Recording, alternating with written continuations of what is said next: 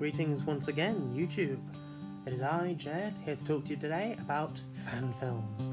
Specifically, I would like to review a fan film called Doctor Who: The Millennium Trap. The Millennium Trap is a fan film starring Nick Scoville as the Doctor, which was made in 1997. It's a three-part Doctor Who serial modelled on the sort of Patrick Troughton, John Pertwee era, with a lot of nice touches to it. One of the nicest touches, sort of initially, is of course that it's filmed in black and white, or rather, it was filmed in colour and then graded down to black and white to create that sort of really classic Doctor Who style that makes it feel kind of like a lost Patrick Troughton serial, which is ironic because Nick Scoville would later go on to star and then write and star in several reconstructions of Patrick Troughton and William Hartnell serials on stage and screen alike, but more on that in a bit. So the Millennium Trap follows the Doctor, played by Scoville, as he is called back to Earth due to weird happenings involving a substance called Millennium. Spoiler warning for you, it quickly turns out that the Daleks are involved, because of course the Daleks are involved, and the whole thing turns into this it's sort of reminiscent in a way of Power of the Daleks, in the sense that you've got Daleks who are sort of pretending that they're not universe-conquering Nazis, at least for a bit. And there's a lot of interesting interplay as we get to see just how cunning and ruthless the Daleks can be. Obviously there's plenty of Dalek slaughtering action, and slaughtering of Daleks and Daleks slaughtering alike, so that's cool. What really sells this story is a combination of the scale. So you've got Land Rovers, you've got lots of buildings, you've got a lot of extras, and a lot of cast members. Unit is very impressive in it, so you've got a bunch of soldiers running around in full uniform, basically looking the part, which I think is really good.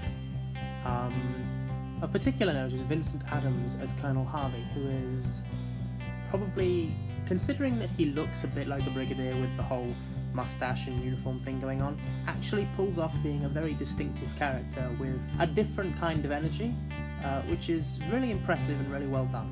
Of course, a lot of people watching Doctor Who fan films are watching it to see what the Doctor's like, and Nick Scoville does not disappoint. This is one of his earlier efforts as the Doctor. Bit of backstory for you.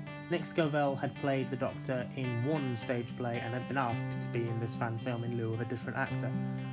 So it's only his second foray and isn't quite the Doctor that he ends up being in later outings. His Doctor has appeared in audios and videos that are still on YouTube, and I encourage you to go check them out. But Nick Scoville's Doctor here is very similar, but not quite fully formed as the character he's going to be. He's a little colder, a little less jovial, a little less jokey than he will end up being, but still a very well portrayed, very well-rounded incarnation. Very impressive, very impressive. The Daleks, meanwhile, are also on impressive form.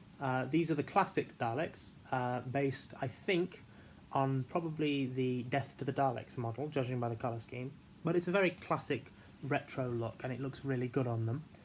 And as villains, they are impressive in terms of the amount of damage they do, but also in terms of how clever and threatening they end up being. It really is a magnificent turnout for the Daleks in this one.